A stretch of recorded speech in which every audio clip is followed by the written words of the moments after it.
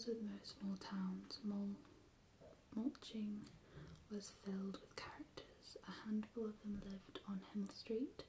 Frau Holtzapfen was the only one cast member. The others included the likes of these: Rudy Steiner, the boy next door who was obsessed with the black African athlete Jesse Owens, Frau Diller, the staunch Aryan corner shop owner, Tommy Muller, a kid whose chronic ear infections had resulted in several operations, a pink river of skin painted across his face and a tendency to twitch, and a man known primarily as Pfiffikus, whose vulgarity made Rosa Huberman look like a wordsmith and a saint. On the whole, it was a street filled with relatively poor people, despite the apparent rise of Germany's economy under Hitler. Poor sides of town still existed. Huberman's was rented by a family called Steiner. The Steiners had 6 children, one of them the infamous Rudy, who would soon become Liesel's best friend and later her partner and sometime catalyst in crime. She met him on the street. A few days after Liesel's first bath, Mama allowed her out to play with the other kids on Himmel Street. Friendships were made outside, regardless of the weather. The children rarely visited each other's homes, for they were small.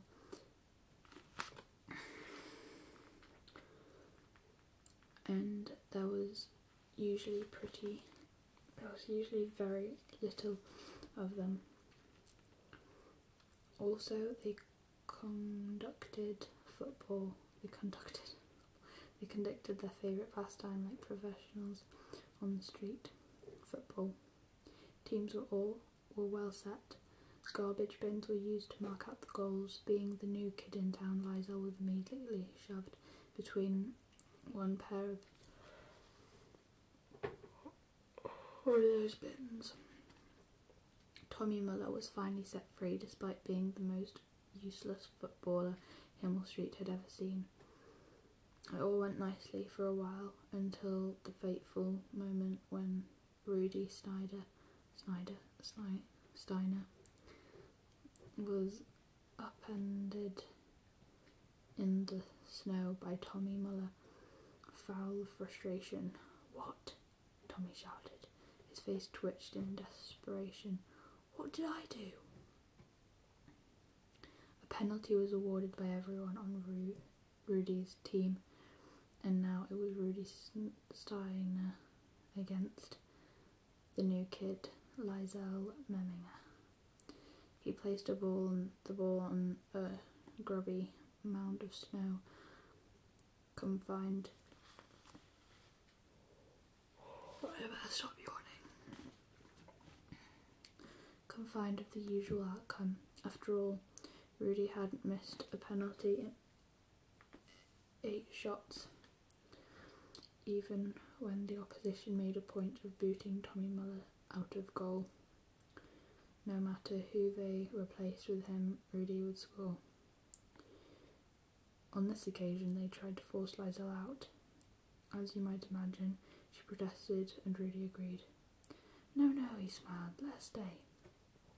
He was rubbing his hands together. Snow had stopped falling on the filthy street now, and the muddy footprints were gathered between them. Rudy shuffled in, fired the shot, and Liesel dived and somehow deflected it with her elbows. She stood up grinning, but the first thing she saw was a snowball smashing into her face. Half of it was mud. It stung like crazy. How do you do that? The boy grinned, and he ran off. How do you like that? The boy grinned, and he ran off.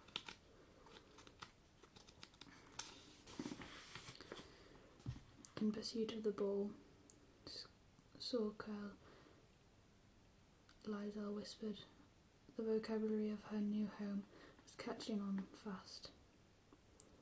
Some facts about Rudy Steiner. Why do I always get that wrong? He was 8 months older than Liesel and had bony legs, sharp teeth, gangly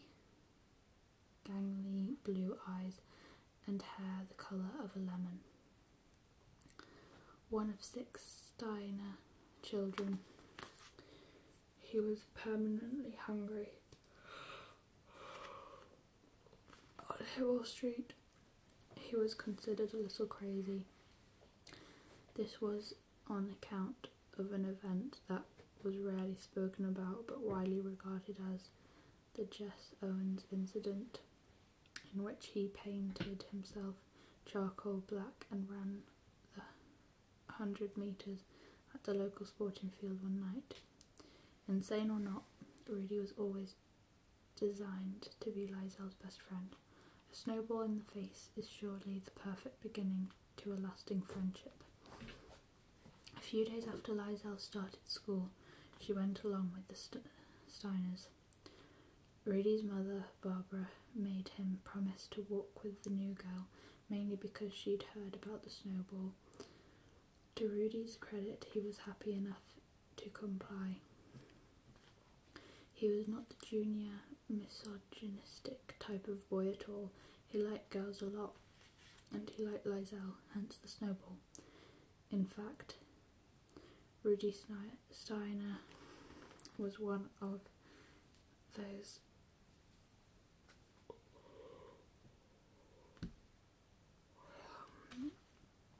audacious little B-words who actually fancied himself with the ladies.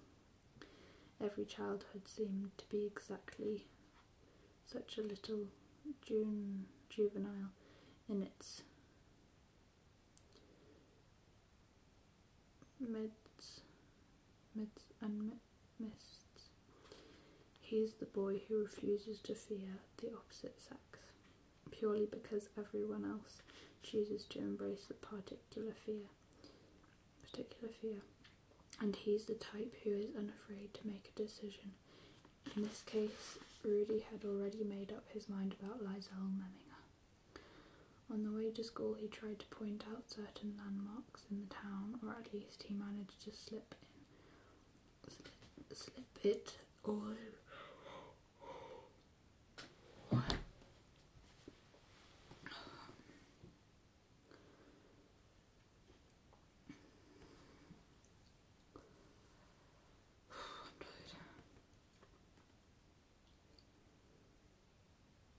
Somewhere between telling his younger siblings to shut their faces and the older ones telling him to shut his. His first point of interest was a small window on the second floor of the apartment block. That's where Tommy Muller lives. He realised that Liesel didn't recall him. The Twitcher, when he was 5 years old, he got lost at the markets on the coldest day of the year. 3 hours later, they found him. He was frozen solid and had an awful earache from the cold. After a while, his ears were all infected inside, and he had 3 or 4 operations, and the doctors wrecked his nerves. So now he twitches. Liesel chimed in, and he's bad at football. The worst. Next was the corner shop at the end of Himmel Street, Frau Diller's. An important note about Frau Diller. She had one golden rule. Frau Diller was a sharp-edged woman with fat glasses and a nefarious glare. She developed this evil look with discourage. The very idea of stealing from her shop, which she occupied with soldier-like posture, a refrigerated voice, and even breath that smelt like Heil Hitler. The shop itself was white and cold and completely bloodless. The small house compressed beside it shivered with a little more severity than the other buildings on Himmel Street. Frau Diller administered this feeling, dishing it out as the only free item from her premises.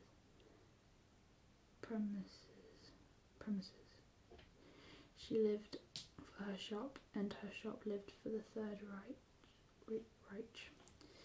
Even when rationing started later in the year, she was known to sell certain hard-to-get items under the counter and donate the money to the Nazi Party. On the wall beside her usual sitting position was a framed photo of the Führer. If you walked into her shop and didn't say Heil Hitler, you wouldn't be served. As they walked by, Rudy drew Liesel's attention to the bulletproof eyes leering from the shop window.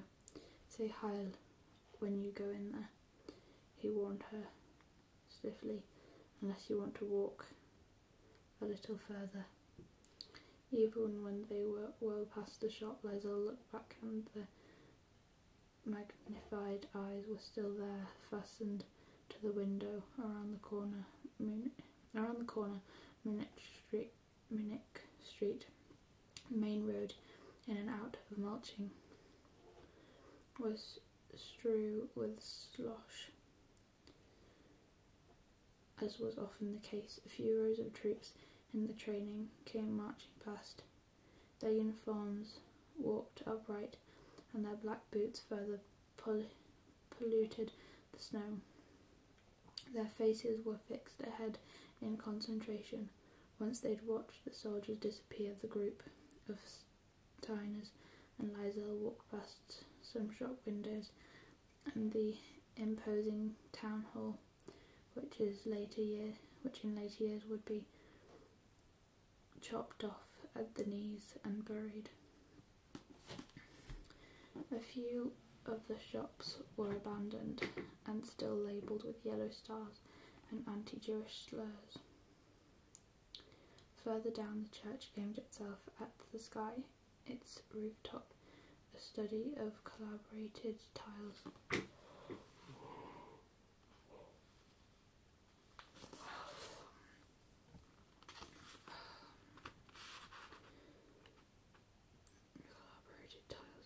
The street overall was a lengthy tube of grey, a corridor of dampness. People stooped in the cold and the splashed sound of watery footsteps. At one stage, Rudy rushed ahead, dragging Liesel with him. He knocked on the window of the tailor's shop. Had she been able to read the sign, she would have noticed that it belonged to Rudy's father. The shop was not yet open, but inside a man was preparing articles of clothing behind the counter. He looked up and waved. "My papa," Rudy informed her, and they were soon amongst a crowd of various sized Steiners, each waving or blowing kisses at their father, or simply standing and nodding hello, in the case of the oldest ones. Then moving on towards the final landmark before school, the last shop, the Road of Yellow Stars. It was a place nobody wanted to stay and look at, but almost everyone did. Shaped like a long broken arm, the road contained several houses with lacerated windows and bruised walls. The Star of David was painted on their doors. Those houses were almost like lepers. At the very least, they were infected sores of the injured German terrain. Schillerstrasse, Rudy said. the road of yellow stars. Further down, some people were moving around. The drizzle made them look like ghosts, not humans, but shapes moving about beneath the lead-coloured clouds. "Come on, you two," Kurt, the oldest of the children, called back, and Rudy and Liesel walked quickly towards him. At school, Rudy made a special point of seeking Liesel out during the breaks. He didn't care that the others made noises about the new girl's stupidity. He was there for her at the beginning, and he would be there later on when Liesel's frustration boiled over. But he wouldn't do it for free. The only thing worse than a boy who hates you, a boy who loves you. In late April, when they'd returned from school for the day, Rudy and Liesel waited on Himmel Street for the usual game of football. They were slightly early, and no other kids had turned up yet. The one person they saw was the gutter-mouthed Pfiffikus. I don't know how to pronounce that. "Look there," Rudy pointed. A portrait of Pfiffikus. He was a delicate frame. He was white. He was white hair. He was a black raincoat, brown pants, decomposing shoes, and a mouth. And what a mouth it was. "Hey, Pfiffikus." As the distant figure turned, Rudy started whistling. The old man simultaneously straightened and proceeded to swear with a ferocity that can only be described as a talent. No one seemed to know his real name, or at least, if they did, they never used it. He was only called Pfiffikus because you give the name to someone who likes to whistle, which Pfiffikus most definitely did. He was constantly whistling a tune called the Radolski March, and all the kids in town would call out to him and duplicate that tune. At that precious moment, Pfiffikus would abandon his usual walking style, bent forward, taking large, lanky steps, and arms bent behind his raincoat back, and erect himself to deliver abuse. It was then that any impression of serenity was violently interrupted, for his voice was brimming with rage. On this occasion, Liesel followed Rudy's taunt among almost as a reflex action. "Pfiffikus," she echoed, quickly adopting the appropriate cruelty childhood seems to require. Her whistling was awful, but there was no time to perfect it. He chased them, calling out. It started with something, and deteriorated rapidly from there. At first, he levelled his abuse only at the boy, but soon enough it was Liesel's turn. "You little slut," he roared at her, the words clobbering her in the back. "I've never seen you before. Fancy calling a 10-year-old girl a slut." That was Pfiffikus. It was widely agreed that he and Frau Holtzapfen would have made a lovely couple. "Get back here," were the last words Liesel and Rudy heard as they continued running. They ran until they saw they were on Himmel Street. "Come on," Rudy said, once they'd recovered their breath. "Just down here a little." He took her to Hubert Oval, the scene of the Jesse Owens incident, and they stood, hands in pockets. The track was stretched out in front of them. Only one thing could happen. Rudy stared at it. Rudy started it. 100 metres, he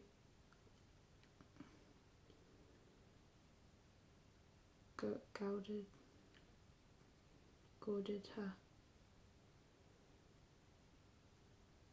I bet you can't beat me.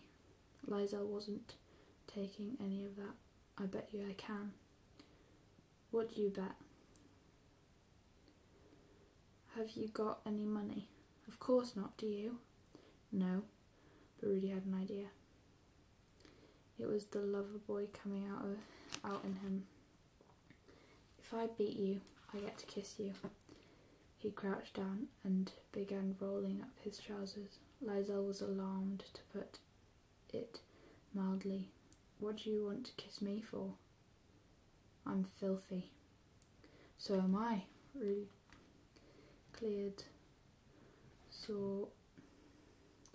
Rudy clearly saw no reason why a bit of filth between baths for both of them. Filth should get in the way of things. It had been a while between baths for both of them. She thought about it whilst examining the weedy legs of her opposition. They were about equal with her own. There's no way he can beat me, she thought. She nodded seriously. This was business. You can kiss me if you win. But if I win, I get out of being goalie at football. Rudy considered it. Fair enough, and they shook on it. All the dark skies and hazy and small chips of rain were starting to fall. The track was muddier than it looked. Both competitors were set. Rudy threw a rock in the air as the starting pistol. When it hit the ground, they could start running. I can't even see the finish line, Liesel complained. And I can. The rock wedged itself into the earth. They ran next to each other, elbowing and trying to get in front. The slippery ground slurped at their feet and brought them down, perhaps 20 metres from the end. Jesus, Mary and Joseph, yelped Rudy. I'm covered in... S-word. It's not S-word. Liesel corrected him. It's mud. Although she had her doubts, they'd slid another 5 metres towards the finish. Do we call it a draw then? Rudy looked over, all sharp teeth and gangly blue eyes.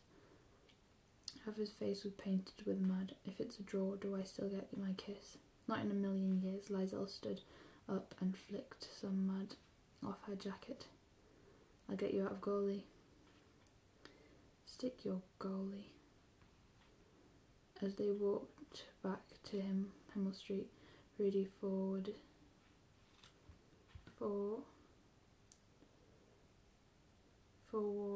her. One day, Liesel, he said, you'll be dying to kiss me. But Liesel knew. She vowed. As long as both she and Rudy Steiner lived, she would never kiss that miserable, filthy something. Especially not this day.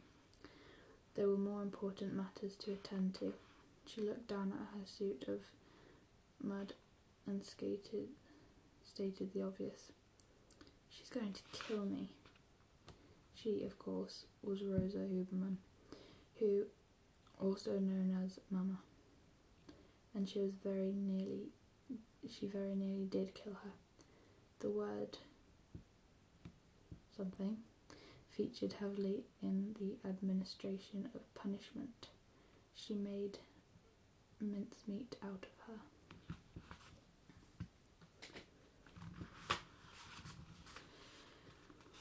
That is that chapter done. If you want to know how far we are, we've only read that much. There's still quite a lot to go. I'm enjoying it so far. I don't know if you are. I will see you next week. Bye. Hey guys, so it's been a while. I went on holiday for 2 weeks.